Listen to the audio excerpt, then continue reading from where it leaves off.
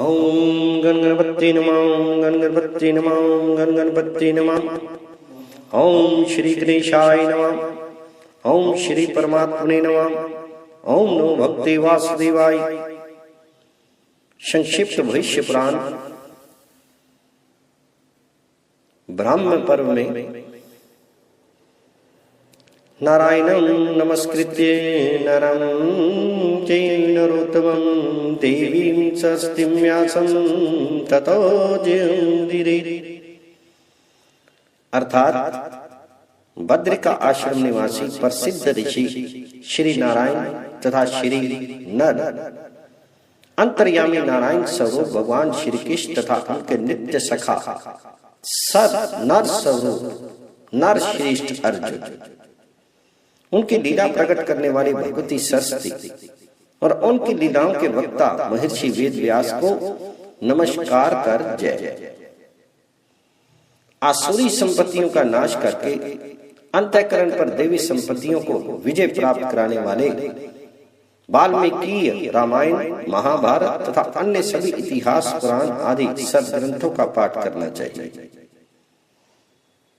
पराशर के पुत्र तथा सत्यवती के हृदय को आनंदित करने वाले भगवान व्यास की जय, जिनके मुख कमल से निःसृत अमृतमय वाणी का ये संपूर्ण विश्व पान करता है।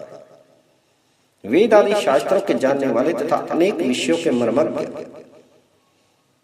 विद्वान ब्राह्मण को स्वर्ण जड़ित सींगों वाली सैकड़ों गौओं को दान देने से जो पुण्य प्राप्त होता है, ठीक उतना ही पुण्य इस भविष्य पुराण की उत्तम कथाओं के श्रवण करने से प्राप्त होता है।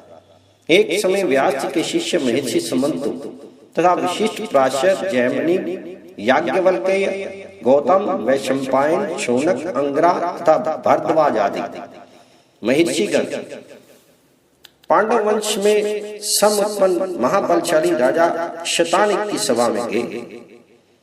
राजा ने उन ऋषियों को अर्घ्य आदि से विधिवत स्वागत सत्कार किया और उन्हें उत्तम आसनों पर बिठाया तथा भली भांति उनका पूजन कर विनय पूर्वक इस प्रकार प्रार्थना की, हे महात्माओं, आप लोगों के आगमन से मेरा जन्म सफल हो गया। आप लोगों के स्मरण मात्र से ही मनुष्य पवित्र हो जाता है। फिर आप लोग मुझे दर्शन देने के लिए यहाँ पधारे हैं, अतः आज मैं धन्य हो गया।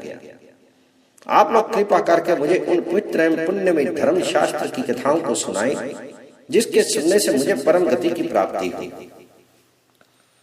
तो ऋषियों ने कहा, हे राजन, इस विषय में आप हम सब के गुरु साक्षात नारायण स्वरूप भगवान वेद व्यास से निवेदन करें। वे कृपालु हैं, सभी प्रकार के शास्त्रों और विद्याओं के ज्ञाता हैं, जिसके श्रवण मात्र से मनुष्य सभी पातकों से मुक्त हो जाता है। उस महाभारत ग्रंथ के रचयिता भी यही है। राजा शतानिक ने ऋषियों के कथानुसार सभी शास्त्रों के जानने वाले भगवान वेद व्यास से प्रार्थना पूर्वक जिज्ञासा की, प्रभु, मुझे आप धर्ममय पुण्य कथाओं का श्रवण कराएं, जिससे मैं पवित्र हो जाऊं और इस संसार सागर से मेरा उद्धार हो जाए। तो व्यास जी ने कहा, राजन, ये मेरा शिष्य सुमंतु महान तेजस्वी एवं समस्त शास्त्रों का ज्ञाता है। ये आपकी जिज्ञासा को पूर्ण करेगा। मुनियों ने भी इस बात का अनुमोदन किया। तदनंतर राजा शतानिक ने महामुनि सुमंतु से उपदेश करने के लिए प्रार्थना की। हे द्विजश्रेष्ठ, आप कृपा करके उन पुण्यमय कथाओं का वर्णन करें, जिसके सुनने से सभी पाप नष्ट हो जाते हैं और शुभ फलों की प्राप्ति होती है। तो महामुनि सुमंतु बोले, राजन, धर्म शास्त्र सबको पवित्र करने वाला है, उसके सुनने से मनुष्य सभी पापों से मुक्त हो जाता है। बताओ तुम्हारी क्या सुनने की इच्छा है। तो राजा शतानिक ने कहा, ब्राह्मण देव, वे कौन से धर्म शास्त्र हैं जिनके सुनने से मनुष्य पापों से मुक्त हो जाता है। तो सुमंतु मुनि बोले, राजन, मनु, विष्णु, यम, अंगिरा, विशिष्ट, दक्ष, संवर्त, शातातप, प्राशर, आपस्तंभ, उष्णा, कात्यायन, बृहस्पति, गौतम, शंख, लिखित, हारित तथा अत्रि आदि ऋषियों द्वारा रचित मनवादी बहुत से धर्म शास्त्र हैं। इन धर्म शास्त्रों को सुनकर एवं इनके रहस्य को भली भांति हृदयंगम करके मनुष्य देवलोक में जाकर परम आनंद के प्राप्त करता है और इसमें कोई संदेह नहीं है। तो शतानिक ने कहा, प्रभु, जिन धर्म शास्त्रों को आपने कहा है इन्हें मैंने सुना है, अब इन्हें पुनः सुनने की इच्छा नहीं है। कृपा कर आप चारों वर्णों के कल्याण के लिए जो उपयुक्त धर्म शास्त्र हो उसे मुझे बताइए। तो सुमंत मुनि बोले, हे महाबाहो, संसार में निमग्न प्राणियों के उद्धार के लिए 18 महापुराण, श्री राम कथा तथा महाभारत आदि सद्ग्रंथ नौका रूपी साधन है। 18 महापुराणों तथा 8 प्रकार के व्याकरणों को भली भांति समझकर सत्यवती के पुत्र वेद व्यास जी ने महाभारत संहिता की रचना की, जिसके सुनने से मनुष्य ब्रह्म हत्या के पापों से मुक्त हो जाता है। इसमें 8 प्रकार के व्याकरण ये हैं: ब्राह्म, इंद्र, याम्य, रौद्र, वायव्य, वारुण, सावित्र्य तथा वैष्णव। ब्रह्म, पदम, विष्णु, शिव, भागवत, नारदीय, मार्कंडे, अग्नि, भविष्य, ब्रह्मवैवर्त, लिंग, वराह, स्कंद, वामन, कूर्म, मत्स्य, गरुड़ तथा ब्रह्मांड। ये 18 महापुराण हैं। ये सभी चारों वर्णों के लिए उपकारक हैं। इनमें से आप क्या सुनना चाहते हैं? तो राजा शर्रानिक ने कहा, हे विप्र, मैंने महाभारत सुना है तथा श्री राम कथा भी सुनी है, अन्य पुराणों को भी सुना है, किंतु भविष्य पुराण नहीं सुना है। अतः विशेष आप भविष्य पुराण को मुझे सुनाइए, इस विषय में मुझे महान कौतूहल है।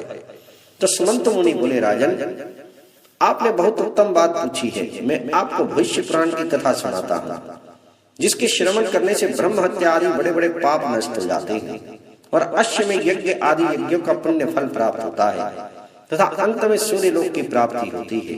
इसमें कोई संदेह नहीं है। ये उत्तम पुराण पहले ब्रह्मा जी द्वारा कहा गया।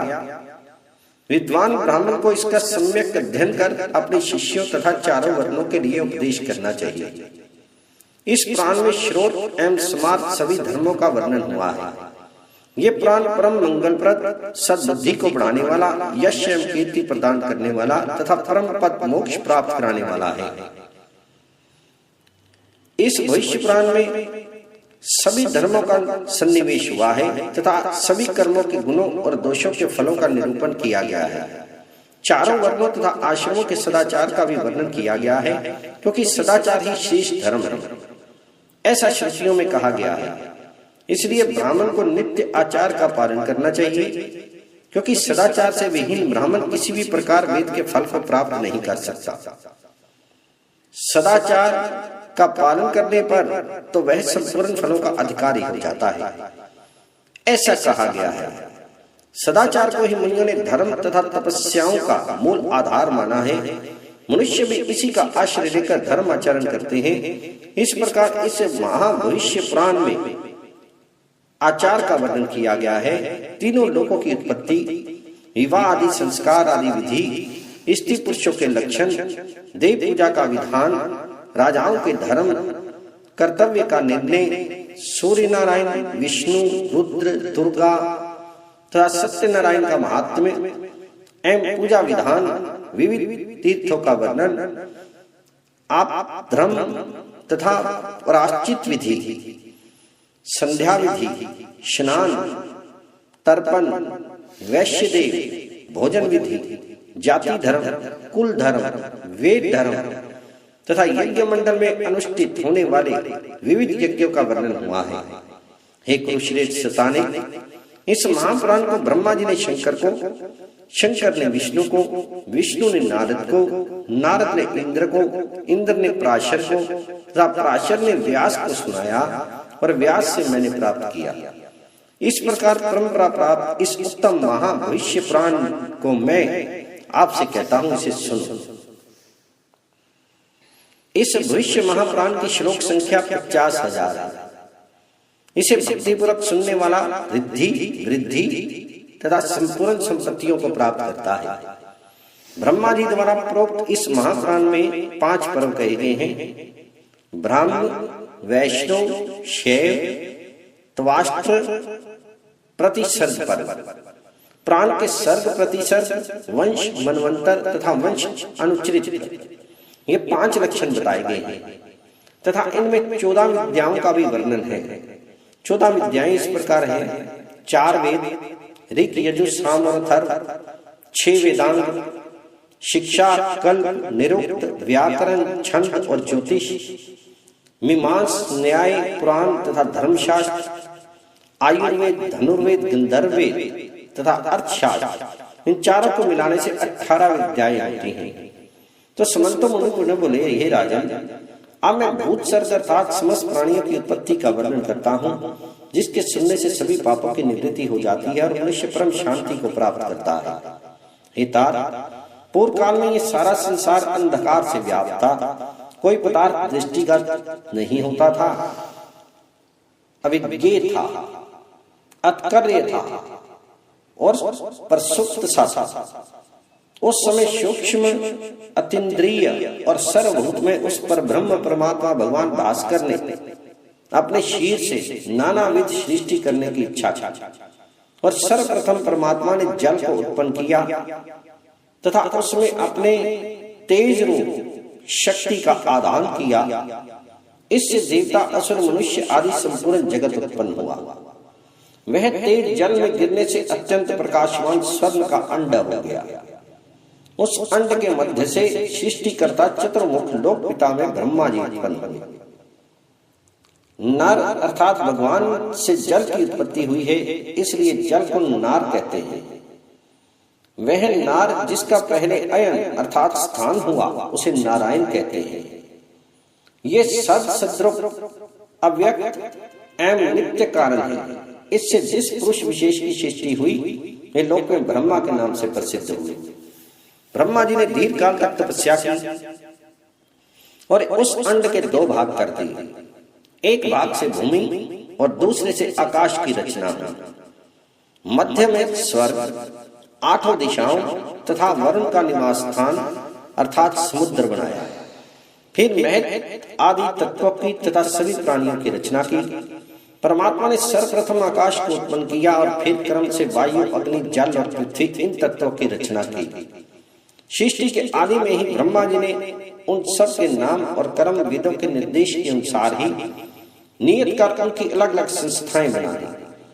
देवताओं के तुषित आदि गण, ज्योतिषोम आदि सनातन यज्ञ, ग्रह, नक्षत्र, नदी, समुद्र, पर्वत, सम एवं विषम भूमि आदि उत्पन्न करके काल के विभागों, संवत्सर, दिन, मास आदि और ऋतुओं आदि की रचना की।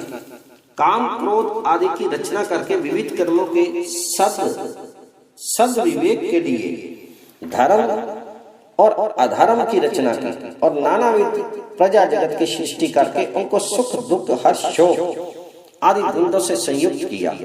जो कर्म जिसने किया था तदनुसार उनकी इंद्र, चंद्र, सूर्य आदि पदों पर नियुक्ति हुई।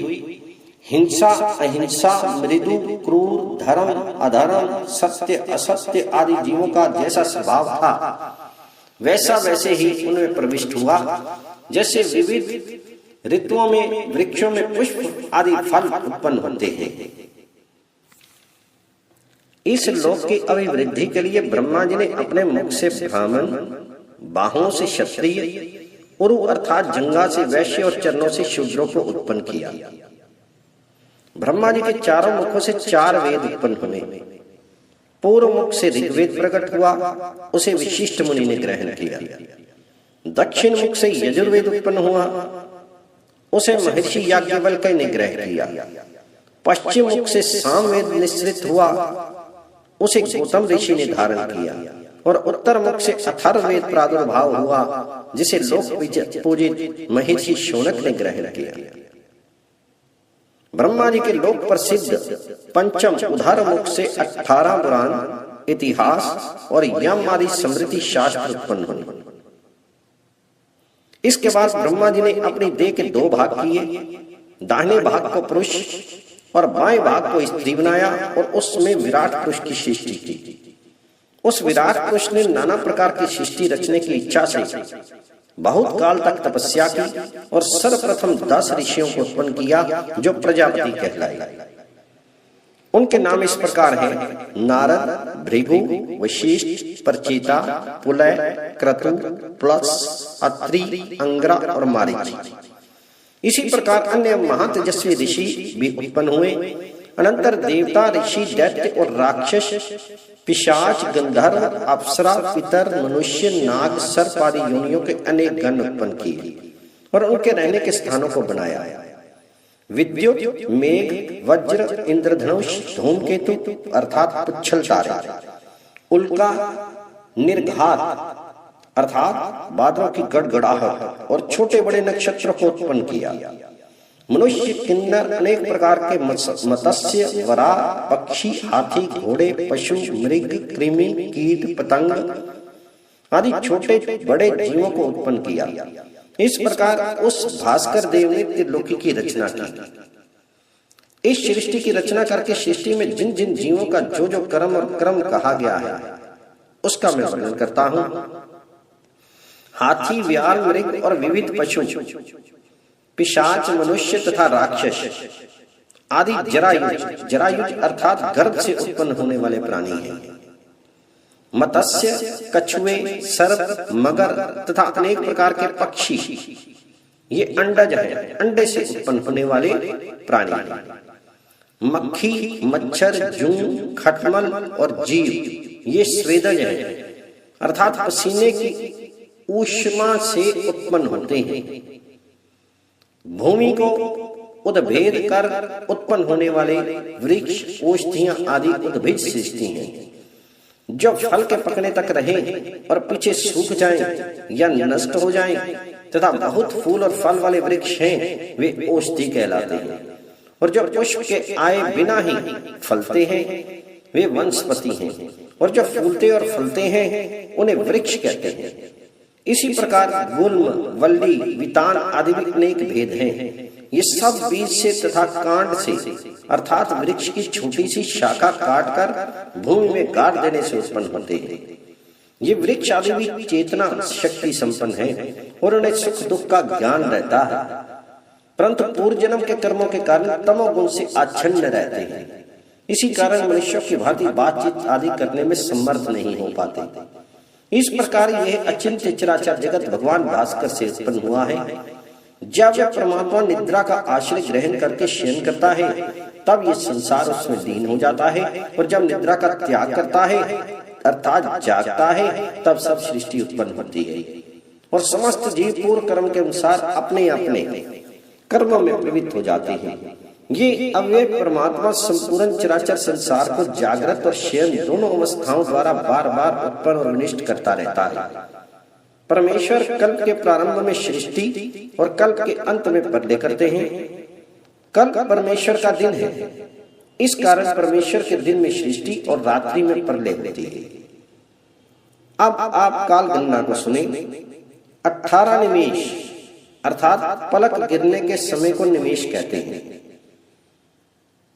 18 पलक गिरने के समय को निमेष कहते हैं। 18 निमेष की एक काष्ठा होती है अर्थात जितने समय में 18 बार पलकों का गिरना हो उतने काल को एक काष्ठा कहते हैं और 30 काष्ठा की एक कला होती है और 30 कला का एक क्षण होता है और 12 क्षण का एक मुहूर्त होता है और 30 मुहूर्त का एक दिन रात होता है। 30 दिन रात का एक महीना और 2 महीनों की एक ऋतु, 3 ऋतुओं का एक अयन तथा 2 अयनों का एक वर्ष होता है और इस प्रकार सूर्य भगवान जी के द्वारा दिन रात्रि का काल विभाग होता है। संपूर्ण जीव रात्रि को विश्राम करते हैं और दिन में अपने अपने कर्मों में प्रवृत्त हो जाते हैं। पितरों का दिन रात मनुष्यों के 1 महीने के बराबर होता है अर्थात शुक्ल पक्ष से पितरों की रात्रि और कृष्ण पक्ष में दिन होता है। देवताओं का एक अहोरात्र अर्थात दिन रात मनुष्यों के 1 वर्ष के बराबर होता है अर्थात उत्तरायण दिन और दक्षिणायन रात्रि कही गई है। अब आप ब्रह्मा जी के रात दिन और एक एक युग के प्रमाण को सुने। सतयुग 4000 वर्ष का है, उसके संध्यांश के 400 वर्ष तथा संध्या के 400 वर्ष मिलाकर इस प्रकार 4800 दिव्य वर्षों का एक सतयुग होता है। इसी प्रकार त्रेता 3000 वर्षों का तथा संध्या और संध्यांश के 600 वर्ष कुल 3600 वर्ष, द्वापर 2000 वर्षों का संध्या तथा संध्यांश के 400 वर्ष कुल 2400 वर्ष तथा कलयुग 1000 वर्ष तथा संध्या और संध्यांश के 200 वर्ष मिलकर 1200 वर्षों का मान होता है। ये सब दिव्य वर्ष मिलाकर 12,000 दिव्य वर्ष होते हैं। यही देवताओं का एक युग कहलाता है। देवताओं के 1000 युग होने से ब्रह्मा जी का एक दिन होता है और यही प्रमाण उनकी रात्रि का है। जब ब्रह्मा जी अपनी रात्रि के अंत में सोकर उठते हैं तब सत असत रूप मन को उत्पन्न करते हैं। वह मन सृष्टि करने की इच्छा से विकार को प्राप्त होता है। तब उससे प्रथम आकाश तत्व उत्पन्न होता है। आकाश का गुण शब्द कहा गया है। विकार युक्त आकाश से सब प्रकार की गंध को वहन करने वाली पवित्र वायु की उत्पत्ति होती है जिसका गुण स्पर्श है। इसी प्रकार विकारवान वायु से अंधकार का नाश करने वाला प्रकाश तेज उत्पन्न होता है और उसका गुण है रूप। विकारवान तेज से जल होता है जिसका गुण है रस और जल से गंध गुण वाली पृथ्वी उत्पन्न होती है और इसी प्रकार सृष्टि का क्रम चलता रहता है। पूर्व में 12,000 दिव्य वर्षों का जो एक दिव्य युग बताया गया है, वैसे ही 71 युग होने से एक मनवंतर होता है। तो ब्रह्मा जी के एक दिन में 14 मनवंतर व्यतीत होते हैं। सतयुग में धर्म के चारों पाद वर्तमान रहते हैं, अर्थात सतयुग में धर्म चारों चरणों से अर्थात सर्वांग पूर्ण रहता है। और फिर त्रेता आदि युगों में धर्म का बल घटने से धर्म क्रम से एक एक चरण घटता जाता है। अर्थात त्रेता में धर्म के 3 चरण, द्वापर में 2 चरण और कलयुग में धर्म का एक ही चरण बचा रहता है और 3 चरण अधर्म के रहते हैं। सतयुग के मनुष्य धर्मात्मा, निरोग, सत्यवादी होते हुए 400 वर्षों तक जीवन धारण करते हैं। फिर त्रेता आदि युगों में इन सभी वर्षों का एक चतुर्थांश न्यून हो जाता है। यथा त्रेता के मनुष्य 300 वर्ष, द्वापर के 200 वर्ष और कलयुग के 100 वर्ष तक जीवन धारण करते हैं। इन चारों युगों के धर्म भी भिन्न भिन्न होते हैं। सतयुग में तपस्या, त्रेता में ज्ञान, द्वापर में यज्ञ और कलयुग में दान प्रधान धर्म माना गया है। परम ज्योतिमान परमेश्वर ने सृष्टि की रक्षा के लिए अपने मुख, भुजा, उरु और चरणों से क्रमशः मुख से ब्राह्मण, भुजा से क्षत्रिय, उरु से वैश्य और चरणों से शूद्र, इन 4 वर्णों को उत्पन्न किया और उनके लिए अलग अलग कर्मों की कल्पना की। ब्राह्मणों के लिए पढ़ना पढ़ाना, यज्ञ करना, यज्ञ कराना तथा दान देना, दान लेना, ये 6 कर्म निश्चित किए गए। पढ़ना, यज्ञ करना, दान देना तथा प्रजाओं का पालन आदि कर्म क्षत्रियों के लिए नियत किए गए। पढ़ना, यज्ञ करना, दान देना, पशुओं की रक्षा करना, खेती व्यापार से धन अर्जन करना, ये क्रम वैश्यों के लिए निर्धारित किए गए। इन तीनों वर्णों की सेवा करना, यह मुख्य कर्म शूद्रों का नियत किया गया। पुरुष की देह में नाभि से ऊपर का भाग अत्यंत पवित्र माना गया, उसमें भी मुख प्रधान है। ब्राह्मण ब्रह्मा जी के मुख उत्तम अंग से उत्पन्न हुए, इसलिए ब्राह्मण सबसे उत्तम है। ये वेद की वाणी है। ब्रह्मा जी ने बहुत काल तक तपस्या करके सबसे पहले देवता और पितरों को हव्य तथा कव्य पहुंचाने के लिए और संपूर्ण संसार की रक्षा करने के हेतु ब्राह्मण को उत्पन्न किया। शिरोभाग से उत्पन्न होने और वेद को धारण करने के कारण संपूर्ण संसार का स्वामी धर्मता ब्राह्मण ही है। सब भूतों अर्थात स्थावर जंगम पदार्थों में प्राणी, कीट आदि श्रेष्ठ है।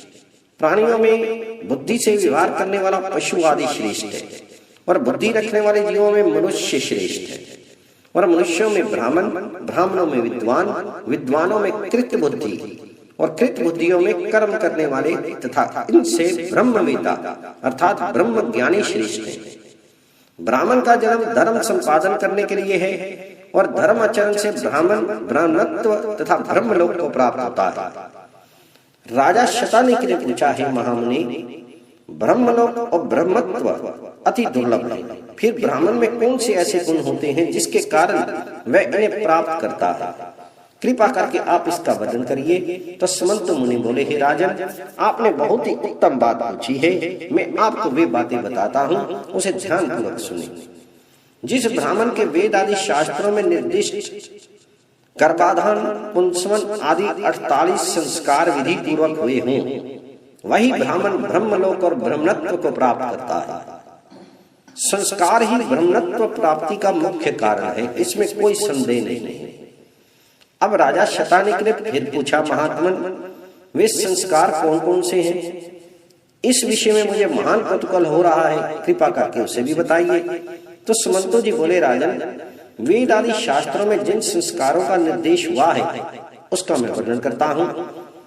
गर्भाधान, पुंसवन, सीमोन्तोन्नयन, जातकर्म, नामकरण, अन्नप्राशन, चूड़ाकर्म, उपनयन, 4 प्रकार के वेद व्रत, वेद स्नान, विवाह, पंच महायज्ञ अर्थात जिनमें देवता, पितरों, मनुष्य, भूत और ब्रह्म की तृप्ति होती है, सप्तपाक यज्ञ संख्या, अष्टकाध्याय, पार्वन, श्रावणी, अग्रायणी, चैत्री तथा आश्रयुजी, सप्ताविरयज संस्था,